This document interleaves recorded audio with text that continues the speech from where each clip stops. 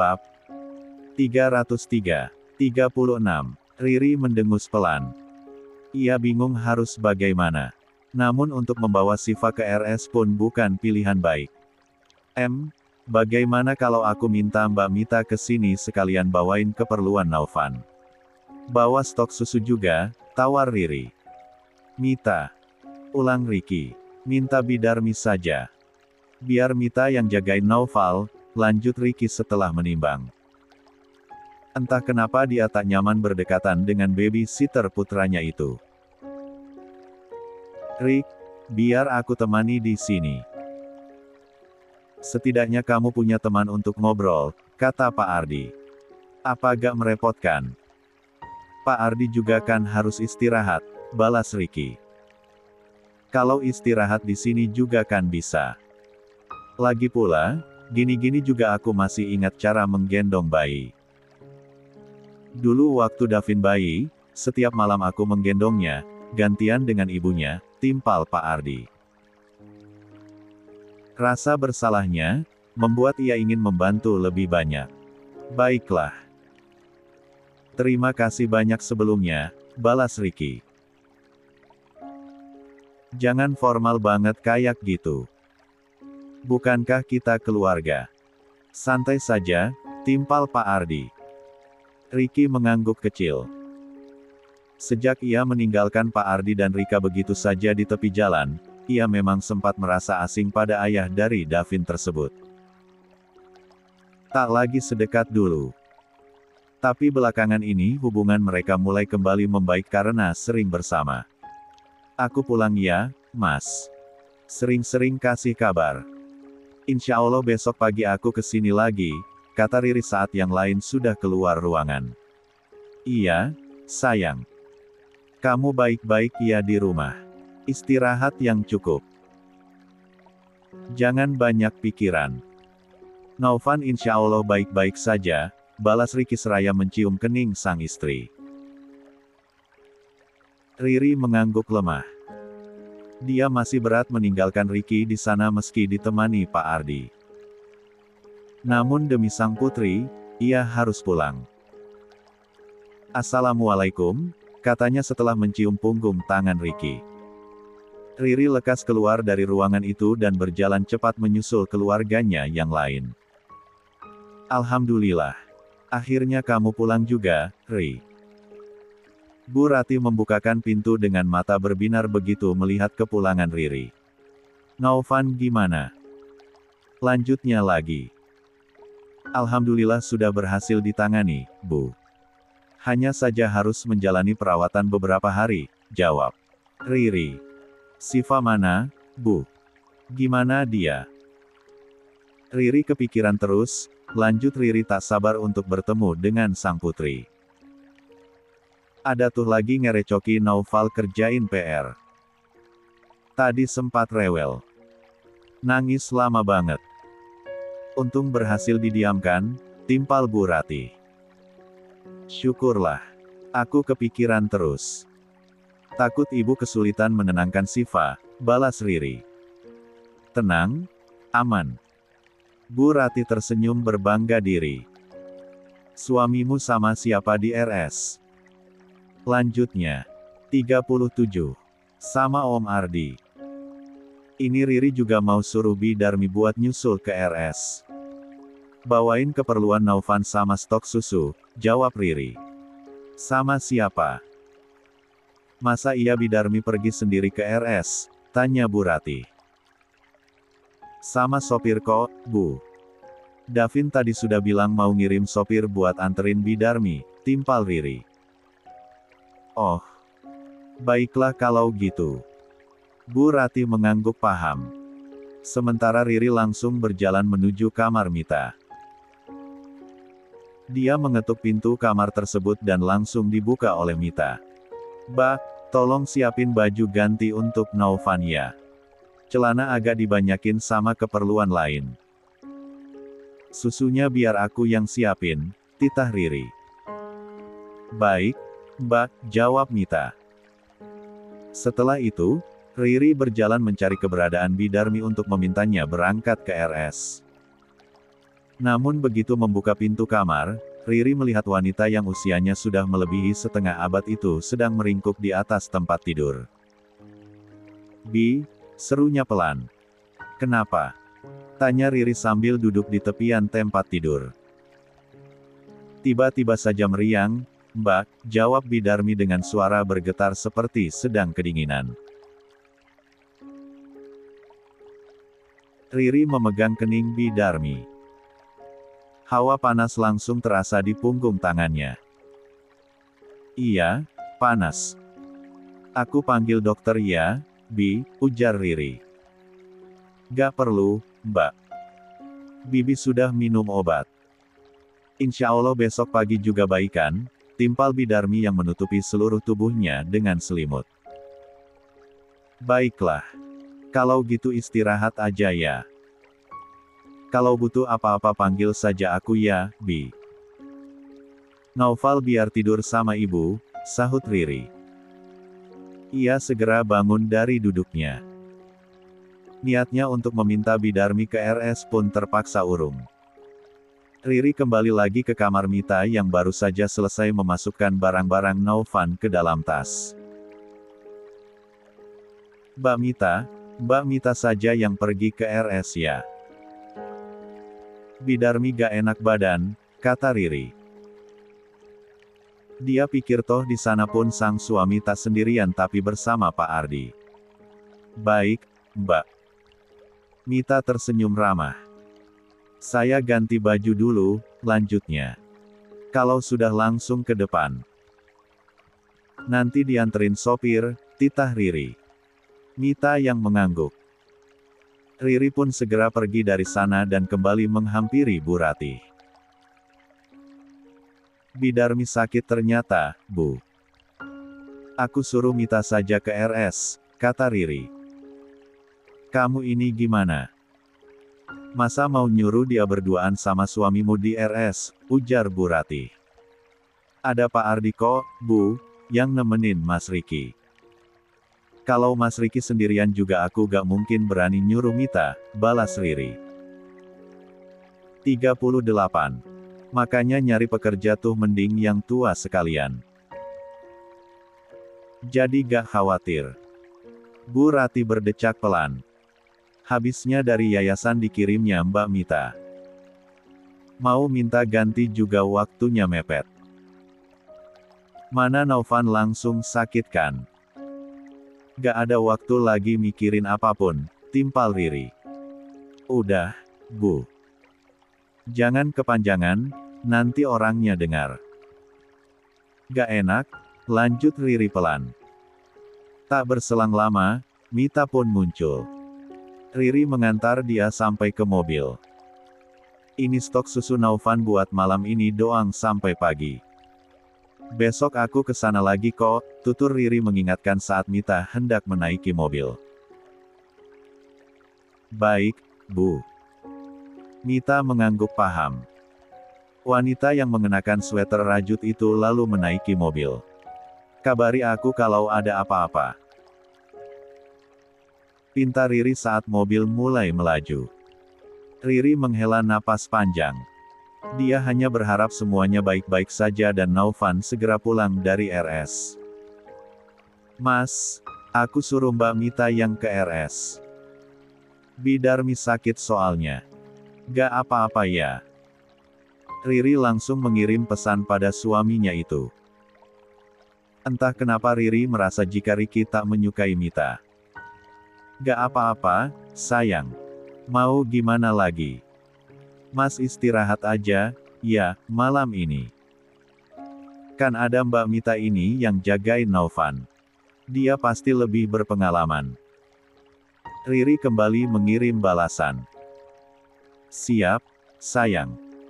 Kamu jangan khawatir. Kamu juga cepat istirahat ya. Aku mau ke musola dulu." Riri tak lagi membalas. Dia langsung meletakkan ponselnya kemudian segera memasuki kamar mandi untuk membersihkan diri. Apalagi dia sudah sangat rindu ingin memeluk putrinya. Di tempat lain, mobil yang ditumpangi Mita baru saja sampai di RS. Dia bergegas turun lalu berjalan menyusuri koridor RS dengan senyum mengembang. Entah kenapa, setiap melihat majikannya itu, hatinya selalu berdebar dan berbunga-bunga. Terlalu sibuk dengan senyumnya, Mita sampai tak sadar dengan keadaan di sekitar. Hingga saat di tikungan, dia bertabrakan dengan seseorang. Sorry. Aku buru-buru, kata lelaki itu sembari membungkuk lalu mengambilkan tas Mita yang terjatuh. Gak apa-apa. Terima kasih, balas Mita seraya menerima tas berisi kebutuhan Naufan. Tak jauh dari mereka, Pak Ardi yang baru saja dari musola RS, sempat terpaku menatap lelaki tersebut. Raka, desisnya pelan. 39. Hai, ayo buruan. Katanya lagi sakit tapi malah keluyuran. Pak Ardi yang masih berdiri di tempatnya menoleh ke arah sumber suara. Ternyata tak jauh dari Raka ada seorang polisi yang berjaga. Dari sana Pak Ardi menyimpulkan jika Raka belum bebas dari penjara seperti dugaannya. Mantan anak tirinya itu hanya sedang sakit dan dirawat di RS tersebut. Terlihat dari pakaian pasien yang dikenakan Raka. Sabar. Ini juga kan mau kembali ke kamar. Sahut Raka seraya meneruskan langkah dan berjalan pelan. Beruntung lelaki tersebut tak melihat keberadaan Pak Ardi. Mita sendiri kembali berjalan menuju ruangan yang sudah diberitahukan Riri tadi. Senyumnya terus saja terukir di bibirnya. Ia mengira, Ricky berada sendirian saja di RS. Karena Riri berada di rumah. Begitu sampai di depan pintu ruang rawat Naufan, Mita mengetuk pintunya terlebih dahulu. Tak berselang lama, pintu itu terbuka hingga memperlihatkan wajah dingin Ricky. Saya disuruh Mbak Riri ke sini nganterin perlengkapan Naufan, kata Mita. Masuk saja, jawab Ricky tanpa senyuman. Mita mengangguk antusias. Ia melangkah penuh senyuman ke dalam kamar rawat inap VVIP yang luas dengan fasilitas komplit di dalamnya. Hingga siapapun yang ada di sana akan merasa betah tanpa merasa sedang di RS. Mata wanita itu memindai ke seluruh ruangan. Senyumnya kembali terukir ketika ia benar-benar tak mendapati siapapun di sana. Hingga suara pintu ruangan kembali terdengar dan masuklah Pak Ardi ke dalamnya. Mita mendengus kasar. Ia sungguh kecewa karena dugaannya yang salah. Babysitter Naufan baru saja datang. Kita bisa cari makan dulu mumpung Naufan ada yang nungguin, kata Ricky pada Pak Ardi. Ayo. Pak Ardi mengangguk setuju. Tolong temani Naufan. Saya keluar sebentar, kata Ricky pada Mita. Mita mengangguk kecil. Ia lalu menyusun barang Naufan di dalam lemari yang disediakan. Sementara Ricky dan Pak Ardi langsung keluar dari ruangan. Keduanya berjalan bersisian menuju kantin RS. Rick, aku tadi lihat Raka ada di rumah sakit ini, ungkap Pak Ardi setelah sebelumnya sempat menimbang-nimbang untuk memberitahu Ricky atau tidak. Apa? Ricky langsung terperanjat mendengarnya. Raka di sini. Ngapain? Bukannya dia masih di penjara ya? Sepertinya Raka sedang sakit dan dirawat di sini. Soalnya ada polisi yang mengawasinya juga, timpal Pak Ardi. Ricky menghela napas panjang, entah kebetulan seperti apa ini. Di saat Naufan sakit, ternyata ayah kandungnya 40 pun ada di RS yang sama. Jangan dipikirin. Toh Raka tak tahu apa-apa. Dia juga gak sempat melihat keberadaanku, tutur Pak Ardi melihat Ricky yang nampak gusar. Ricky mengangguk. Aku hanya khawatir, dia kembali berbuat ulah. Semoga saja tidak. Semoga saja dia sudah berubah menjadi lebih baik. Keterlaluan rasanya setelah banyaknya peristiwa yang menimpa dirinya tapi dia belum taubat juga, balas Pak Ardi. Aku ragu. Ricky menyahut singkat. Setidaknya kita aman selama dia masih di penjara atau dalam pengawasan polisi, balas Pak Ardi. Aku bahkan berharap dia M4T membusuk di penjara. Ricky mengepalkan kedua tangannya diam-diam di bawah meja. Rasa sakit hati setiap kali mengingat perlakuan Raka pada Nuri membuat darahnya terasa mendidih. Pak Ardi tak berani berkomentar apa-apa. Dia hanya menepuk bahu Ricky pelan. Dia paham, Ricky begitu kecewa pada Raka. Namun, satu hal yang membuat Pak Ardi merasa salut. Meski Ricky sangat membenci Raka, tapi Ricky sangat menyayangi Naufan yang notabene adalah darah daging Raka. Makanlah. Jangan pikirkan apapun lagi. Kata Pak Ardi begitu pesanan makanan mereka datang. Ricky mengangguk samar. Dia mulai menyuap makanan yang terasa hambar di mulutnya. Pikirannya tak fokus. Dia ingin buru-buru kembali ke kamar karena tak tenang meninggalkan Naufan berduaan saja dengan babysitter barunya tersebut.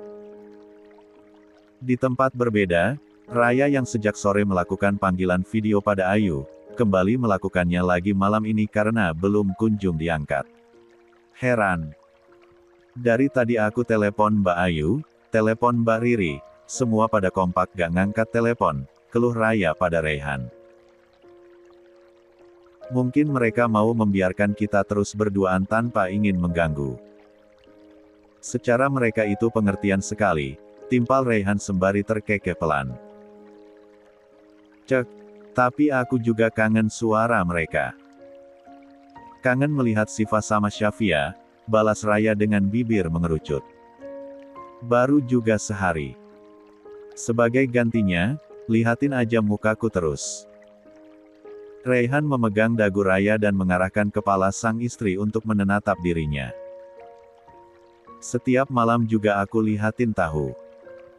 Ya kali ada cowok cakep di sampingku gak aku lihatin, tutur Raya sembari mengulum senyum. Tapi semalam kita gagal loh. Saking kecapean sampai gak sadar malah ketiduran. Raihan tersenyum lebar menggoda sang istri. Gak apa-apa. Masih banyak waktu, balas Raya malu menalu. Ia bahkan langsung menunduk karena pipinya yang memerah. 41. Malam ini jangan sampai gagal lagi. Sayang banget kalau momen bulan madu gini dilewatin gitu aja. Raihan kembali meraih dagu Raya hingga wajah sang istri kembali terangkat. Meski pernikahan mereka sudah berlangsung berbulan-bulan lamanya, tapi tetap saja Raya merasa grogi diperlakukan seperti itu oleh sang suami. Wajahnya masih saja merah bak tomat jika sedang malu-malu. Kamu cantik banget kalau sedang malu-malu gini. Bikin gemas. Raihan mencubit hidung Raya membuat bibir Raya mengerucut maju. Sakit tahu, desisnya manja. Kalau ini. Raihan langsung mencomot bibir Raya yang sedang manyun dengan bibirnya sendiri. Itu sakit gak? Lanjut Raihan setelah sempat menyesapnya sebentar. Raya menggeleng dengan pipi kian merona. Kalau gitu lagi, kata Raihan dengan wajah sudah bersiap maju. Sayangnya ponsel Raya keburu berbunyi. Mbak Ayu, kata Raya antusias. Aku angkat dulu boleh? Lanjutnya meminta izin. Takutnya Raihan keberatan. Boleh, sayang. Secara dari tadi kamu nungguin kabar mereka, timpal Raihan. Raya mengangguk penuh senyuman kemudian menggeser layar ponsel hingga wajah Ayu langsung terpampang di layar. Assalamualaikum, Mbak. Kemana aja sih dari tadi aku teleponin gak diangkat-angkat? Raya langsung nyerocos protes. Maaf, Rai. Tadi hampir seharian Mbak di RS. Pulang-pulang langsung bersih-bersih terus makan malam, timpal Ayu. Apa? RS? Siapa yang sakit? Pekik Raya begitu terkejut bercampur khawatir. "Naufan," jawab Ayu. Dia menjelaskan apa yang terjadi pada bayi lelaki tersebut. "Tapi sekarang sudah bisa ditangani kok. Jangan khawatir," lanjut Ayu setelah selesai bercerita. "Ya Allah Naufan. Aku pikir gak akan keterusan," timpal Raya ikut prihatin. "Kasian Mbak Riri. Pasti sedih dan repot banget," lanjut Raya. "Gak apa-apa. Riri baik-baik saja kok. Dia sudah mulai tenang. Dia juga pulang dulu soalnya khawatir sama Siva. Di RS ada Mas Riki dan Papa Ardi," balas Ayu. "Syukurlah kalau gitu. Aku jadi gak enak. Malah pergi di saat kondisi keluarga kita ada yang sedang tertimpa musibah," timpal Raya. "Ini di luar kendali kita, Rai. Gak ada yang tahu akan seperti ini. Gak perlu gak enak segala. Nikmati bulan madu kalian berdua. Jangan banyak pikiran. Toh di sini juga semuanya sudah baik-baik saja. Tinggal menunggu kondisi Naufan stabil dan bisa pulang kembali ke rumah." Ayu mencoba menenangkan Raya. Dia tahu persis, Raya pasti tak enak hati. "Sering-sering kabari aku ya, Mbak," pinta Raya. 42. "Siap. Udah. Ya, aku mau tidurkan Via. Gak enak juga sama Raihan karena udah ganggu kebersamaan kalian," timpal Ayu. "Gak ganggu kok. Aku justru senang. Lagian kita juga lagi ngobrol-ngobrol," balas Raya. Ia tak ingin kakak kandungnya itu berpikir yang macam-macam. Iya. Kalau gitu lanjutkan lagi ngobrolnya. Aku tutup dulu. Assalamualaikum." Wajah Ayu seketika menghilang dari layar ponsel Raya. Wajah Raya sendiri masih muram teringat pada keponakan kecilnya. Kasian Mbak Riri, kasian Bang Riki.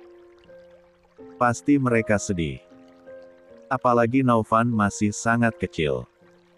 Tapi harus mengalami semua ini, kata Raya sendu. "Banyak-banyak doain mereka ya. Doain untuk kesembuhan Naufan. Doain agar Mbak Riri dan Bang Riri diberi kesabaran dan kekuatan," timpal Raihan. "Sudah, jangan sedih lagi. Gimana kalau kita jalan-jalan malam di kota Bali ini? Pasti seru kan?" lanjut Raihan untuk menghibur sang istri. "Melihat dunia malam di kota Bali. Boleh." Raya akhirnya mengangguk. Selama ini, dia hanya melihat indahnya suasana malam di Bali sebatas dari layar kaca saja. Dan kali ini akan menjalaninya langsung. "Yuk siap-siap." Dengan antusias, Raihan menuntun Raya turun dari tempat tidur lalu mereka mengganti pakaian yang lebih sopan dan tertutup. Definisi pacaran setelah menikah benar-benar keduanya nikmati. Menyusuri jalanan kota Bali yang tetap ramai meski malam hari dengan banyaknya lampu kelap-kelip sepanjang jalan. Sepasang suami istri itu berjalan sambil bergandengan tangan. Sesekali mereka mampir dan mencoba makanan khas daerah sana. Keseruan itu membuat mereka lupa waktu hingga kembali ke kamar hotel saat malam telah larut. Di kamarnya, Riri kesulitan tidur malam ini. Ingatannya tertuju pada Riki dan Naufan yang ada di RS. Apa Mas Riki bisa tidur ya? Apa Naufan rewel? Apa kondisinya sudah makin bailek? Begitu banyak pertanyaan yang mengganggu pikirannya. Sudah mencoba memejamkan mata pun tak kunjung bisa terpejam. Riri menoleh ke tempat biasanya Riki berbaring di sisinya setiap malam. Sepi. Itu yang dirasakannya sekarang. Dia hanya berharap Naufan segera sembuh dan seluruh keluarganya bisa berkumpul lagi di rumah dengan bahagia. Pintu kamar Riri tiba-tiba bersuara. Kepala Bu Rati pun menyembul dari sana. Belum tidur, Ri? Tanya Bu Rati sembari melenggang masuk. Tadinya ibu mau mastikan Siva tidur dengan nyenyak. Malah kamu tahunya yang belum tidur, lanjutnya. Iya, Bu. Gak bisa tidur. Keingat Mas Riki dan Naufan, jawab Riri apa adanya.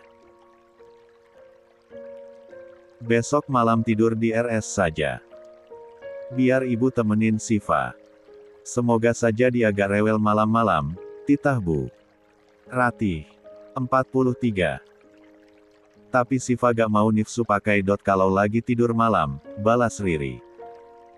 Belum juga dicoba. Siapa tahu kalau kamunya gak ada, tiba-tiba mau, balas Bu Rati. Lihat besok ya, Bu. Ibu tidur lagi titah Riri. Kamu juga tidur. Besok kan mau ke RS lagi. Kalau kurang istirahat bisa-bisa kamu yang sakit. Kalau kamu sakit, yang repot banyak orang. Siva gak bisa nyusu, Naufan juga. Suamimu juga gak ada yang ngurusin. Bu Rati mengingatkan. Iya, Bu. Riri mau langsung tidur kok. Balas Riri. Dia akan berusaha untuk kembali memejamkan mata karena apa yang dikatakan Bu Rati memang benar adanya. Bukan hanya Riri yang kesulitan tidur. Di RS, Riki pun sama. Apalagi Naufan sempat rewel dan nangis dalam waktu yang lama. Alhasil digendong bergantian olehnya juga oleh Mita. Pak Ardi sendiri sempat ingin membantu. Tapi berhasil ditenangkan oleh Mita meski butuh waktu dan kesabaran. Tidurlah, Rik, sudah larut. Mumpung Naufan juga sudah tidur. Tutur Pak Ardi. Ia sendiri awalnya sudah tidur, tapi terbangun sebentar dan melihat Riki masih termenung di sofa. Riki hanya mengangguk. Ia lalu merebahkan diri di atas sana. Mita sendiri sudah terlelap. Namun saat pagi hampir menjelang, dia terbangun. Dia celingukan dan tak mendapati Pak Ardi di sekitarnya. Hanya ada Riki yang meringkuk di atas sofa. Mita bangun. Dia melangkah lalu mendekati Riki. Menikmati paras tampan yang sedang terlelap itu dari jarak yang teramat dekat. Tangannya tiba-tiba terulur dan membelai wajah Riki. Pelan sekali. Sayangnya, hal itu tetap membuat Riki terbangun. Ngapain kamu di sini? Riki langsung terperanjat. Matanya yang merah khas bangun tidur menyorot tajam. Maaf, Pak. Saya cuma mau kasihkan ini. Mita menyerahkan kain lebar yang tadi dijadikan selimut dirinya. Gak perlu. Aku gak butuh. Dan sana, pergi jauh-jauh. Jangan dekat-dekat. Nanti jadi fitnah. Ujar Riki tegas. Matanya menatap ke arah Pak Ardi tadi tertidur tapi sudah kosong. Aku ke musola dulu. Sebentar lagi subuh, lanjut Riki sambil bangun dari sofa. Ia tak ingin berduaan di sana dengan Mita. Tapi, Pak, aku takut di sini sendirian. Mita tiba-tiba menahan tangan Riki. Lepas. Jangan kurang ajar. Hardik Riki. Maaf, aku cuma refleks, elak Mita. Aku takut Naufan rewel lagi dan gak bisa nenangin dia sendirian, lanjut Mita dengan wajah sayu. Kamu babysitternya. Kamu harus cari cara. Kalau gak bisa, lebih baik berhenti saja bekerja. Aku akan cari yang lain. Timpal Riki dengan tatapan dingin. Pihak yayasan gimana sih? Babysitter kayak gini dikirim buat ngurusin anakku, gerutu Riki seraya berjalan keluar dari kamar itu. 44. Mita sendiri mendengkus kasar. Dia kesal dengan perlakuan Riki yang tak ada ramah-ramahnya. Wajahnya terus merenggut. Apalagi ternyata Riki perginya lama. Hingga hari hampir terang. Naufan sendiri sempat terbangun dan menangis. Mita menggendong dia lalu memberinya susu. Sayangnya bayi itu tak kunjung kembali tertidur. Beruntung Ricky dan Pak Ardi keburu kembali. Wajah keduanya sudah kembali segar karena sudah minum kopi dulu setelah mendirikan salat subuh. "Sini, biar aku yang gendong," kata Ricky. Dia harus benar-benar hati-hati melakukannya karena adanya alat infus yang terpasang. "Aku izin keluar sebentar," kata Mita. Ricky menyahut pendek. "Oh, iya. Aku akan menghubungi pihak yayasan dan meminta untuk menggantimu," lanjut Ricky. "Setelah Naufan keluar dari RS, aku akan segera mengurus semuanya. Termasuk administrasimu," Ricky melanjutkan dengan tegas.